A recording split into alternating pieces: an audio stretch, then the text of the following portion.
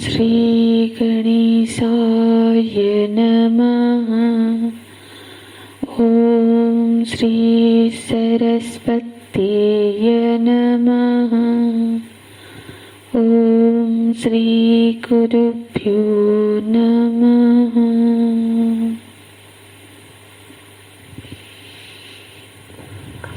श्लोक 61-62। तानि सर्वाणि संयम्य युक्तासीत मत्परः वसेहि यस्येन्द्रियाणि तस्य प्रज्ञा प्रतिष्ठिता।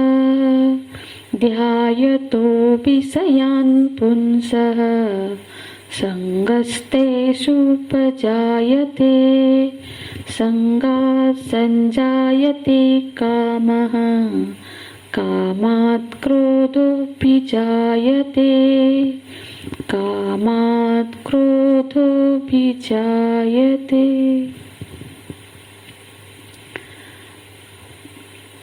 तानि सर्वाणि संयम्य युक्त आसीत् मत्परः। इसमें दो बातें बताई गई, युक्त और मत्परः। युक्त योग का बीज है और मत्परः भक्ति का। वास्तव में जो संयम है, संयम का आचरण तब तक पूरी तरह से नहीं बन सकता जब तक कि मन भगवान में ना लग जाए। भगवत रस का जब आस्वादन होने लग जाता है तभी जो सारे दूसरे रस है ना वो फीके पड़ने लग जाते हैं। क्योंकि मन है तो फिर तो मन को तो रस चाहिए, और जो रस आज तक वो बाह्य वस्तुओं में ढूंढ रहा था, यदि वो मन भगवत रस में लग जाता है तो फिर स्वाभाविक ही इंद्रिया संयमी हो जाती है। इसलिए भगवान कहते हैं कि मत्परः। मत्परः माने मेरे परायण हो जाना चाहिए। मेरे मतलब भगवान के परायण होना चाहिए। हाँ, मतलब जिसका जीवन भगवान परायण हो जाए तब संयम का आचरण फिर बहुत सुलभ हो जाता है। नेत्र देखो, एक संयम है कि नेत्रों को हम कहीं जाने नहीं देंगे, बंद रखेंगे। और इससे भी सुंदर क्या होगा कि नेत्र भगवान की ये दुनिया के को देखने ना देख के भगवान के रूप को स्मरण करे, उनको उस रूप का आनंद ले। कर्ण दुनियाई बातों को ना सुनकर उसके बजाय भगवत चर्चा सुने, सत्संग करे। असल में यदि भगवत रस मिलने लग जाए तो नेत्र से, कर्ण से, जिह्वा से, मतलब भोजन तो करना ही है, पर जब वो भोजन भगवान के प्रसाद, भगवत प्रसाद के रूप में करे तो ऐसे जो व्यक्तित्व है जिसके जीवन में क्या होता है, फिर जो संयम है वो संयम के साथ साथ भक्ति भी हो जाती है, तो फिर जीवन में माधुर्य आ जाती है। सही में इसलिए यदि किसी को भगवत रस प्राप्त हो जाए, उसमें रमण प्राप्त हो जाए, तो फिर उसको अलग से भी मतलब ये सारे संयम का अभ्यास करने की कोई जरूरत नहीं। इंद्रिय तो तभी तक विषयानुमुखी रहती है ना जब तक उसको भगवत रस नहीं मिलता है। हाँ, जब उस रस का उसने पान कर लिया, उस रस का आस्वादन हो गया, तब तो फिर सारे इंद्रिय रस फीके पड़ जाते हैं। तो मत्परः ये होना चाहिए। मत्परः का अर्थ भगवान भाष्यकार करते, अहम वासुदेव सर्व प्रत्यगात्मा यस्य स मत्परः, मतलब मैं वासुदेव जो सबके प्रत्यगात्मा अंतरात्मा के रूप में हूँ, माने मत्पर माने जो प्रत्यगात्मा जो समस्त जीव के आत्मा के रूप में है, उन्हीं के प्रति उन्हीं की परायणता, उनके प्रति परायण बन जाना। जब ऐसा होने लगता है तो फिर क्या होता है, बसे ही यस्य इंद्रियाणि, उसके फिर सारे इंद्रिय उसके बस में हो जाते हैं। इंद्रिया विषय अब वो उसके मन को मत्ते नहीं है, उसके बस में है और उसी की प्रज्ञा प्रतिष्ठित है, स्थिर है। तस्य प्रज्ञा प्रतिष्ठिता, तो प्रज्ञा की स्थिरता की ये सारे शर्त है। अब बुद्धि स्थिर नहीं हो पाती है, प्रज्ञा स्थिर नहीं होती है, उसमें क्या क्या सारे विघ्न होते हैं, क्या क्या विघ्न हो सकते हैं, भगवान आगे के श्लोकों में उसकी चर्चा करते हैं। अभी तक तो उत्थान की बात कर चर्चा हो रही थी, अब पतन की कहानी सुनाते हैं इन दोनों श्लोकों में 62 63। ध्यायतो विषयान् पुंसः संगस्तेषु उपजायते। और ये पतन की कहानी शुरू कहाँ से हो रही है, तो बोलते हैं पतन की कहानी शुरू होती है ध्यान से। ध्यायतो, कोई बोल सकता है कि अरे अब तक तो हमने यही सुना था कि ध्यान तो आध्यात्मिक उत्थान की सीढ़ी है, प्रारंभिक उसी से होती है। सही है, पर ध्यान में मुख्य बात ये होता है कि ध्यान का विषय क्या है, वो महत्व की है ना। भगवान बोलते हैं ध्यायतो विषयान् पुंसः। पुंसः माने पुरुष, जो पुरुष है, जो व्यक्ति है, वो क्या करता है, विषयान् ध्यायतो, विषयों का ध्यान करता है जो पुरुष। विषयों का भी कोई ध्यान करता है क्या? हो सकता है। ध्यान माने क्या समझते हैं हम? ध्यान माने जो अपने चुने हुए विषय में मन को बार बार प्रयत्न पूर्वक लगाना, यही तो ध्यान है ना। चाहे वो विषय आत्मा हो, चाहे वो विषय भगवान का विग्रह हो, कोई भी विषय हो, विषय जो हमने चुना है उसमें मन को प्रयत्न पूर्वक बार बार उसी विषय में मन भाग जाता होगा, फिर हम उसको बार बार उसी में चिंतन करते रहना, यही ध्यान है।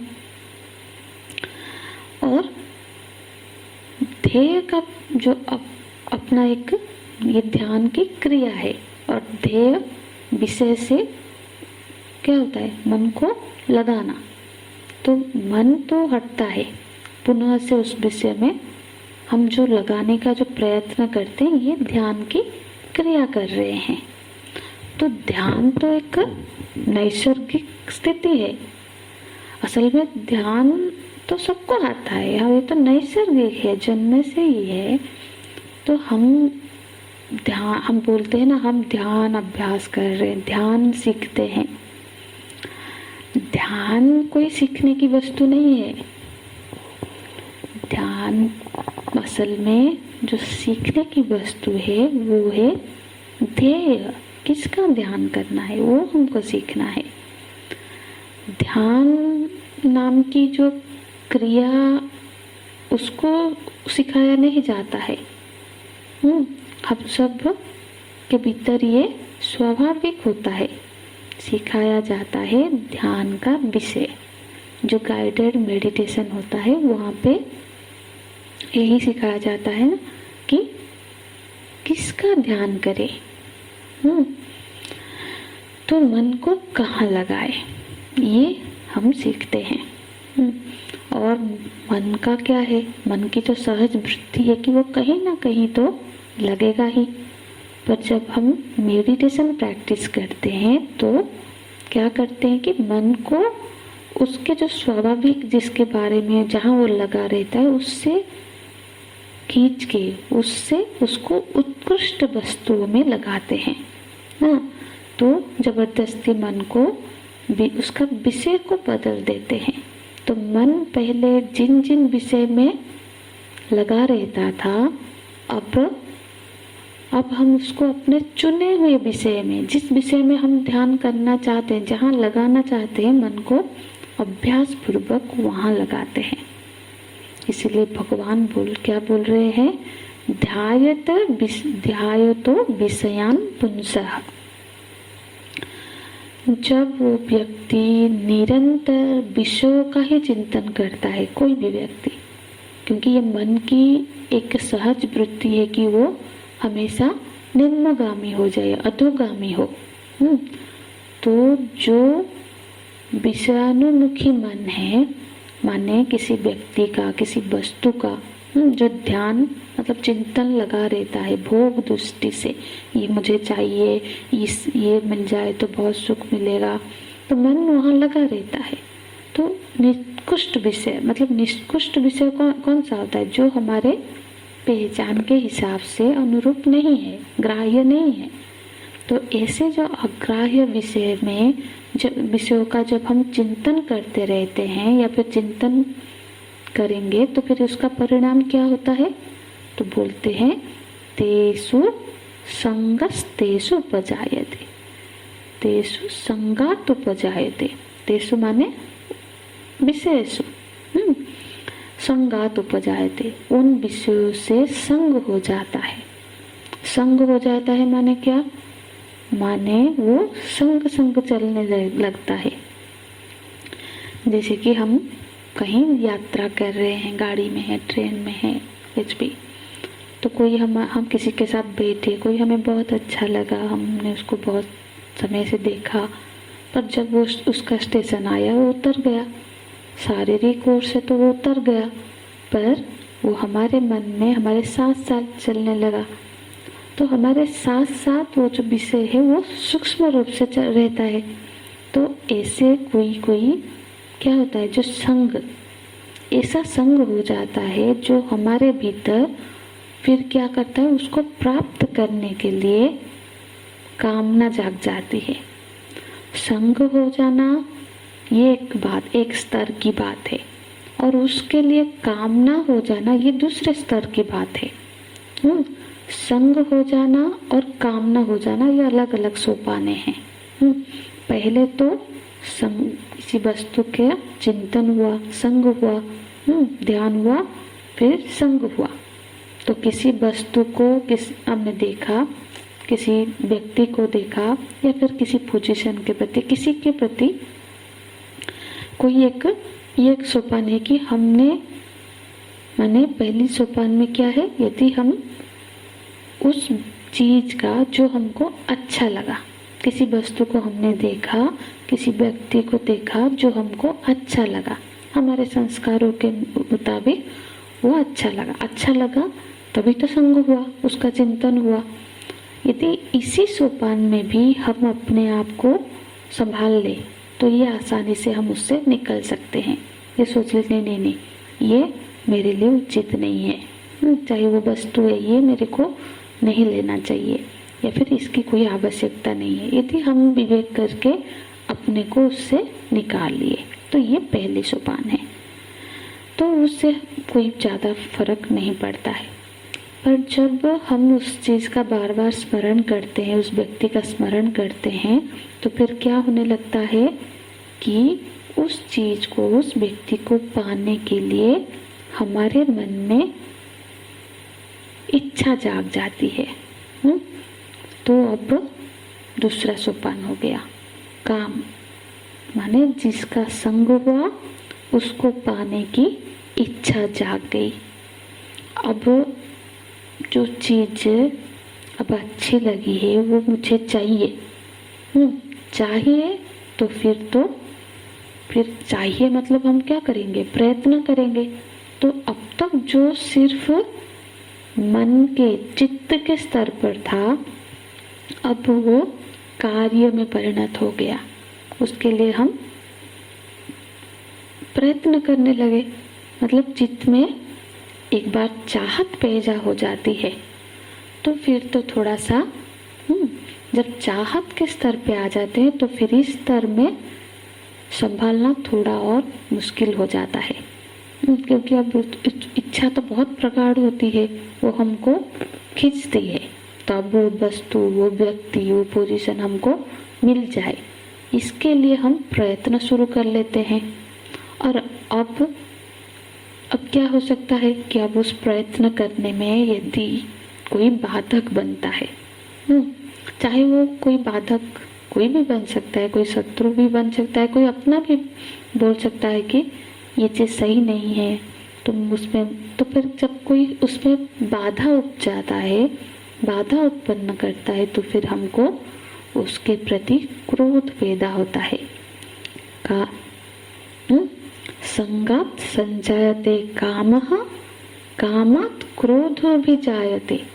संग से काम, उसको प्राप्त करने की इच्छा पैदा हो गई, और जब उस इच्छा को प्राप्त करने के लिए, उस चीज को प्राप्त करने के लिए हम प्रयत्न करने लगते हैं, और जब उसको प्राप्ति में कोई बाधक बनता है तो फिर कामात् क्रोध भी जायते।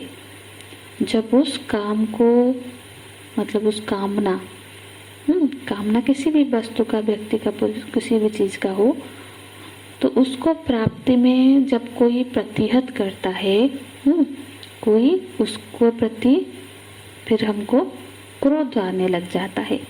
तो और इस सोपान में संभलना बहुत मुश्किल हो जाता है फिर।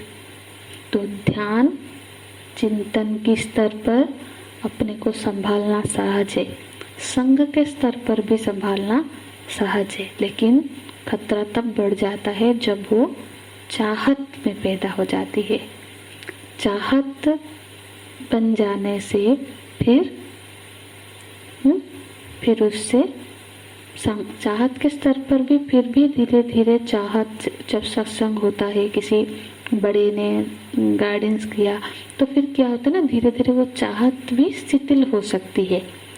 लेकिन जब चाहत क्रोध का रूप ले लेता है तब वो नीचे की ओर धर लेने लगता है, क्योंकि क्रोधात् भवति सम्मोह।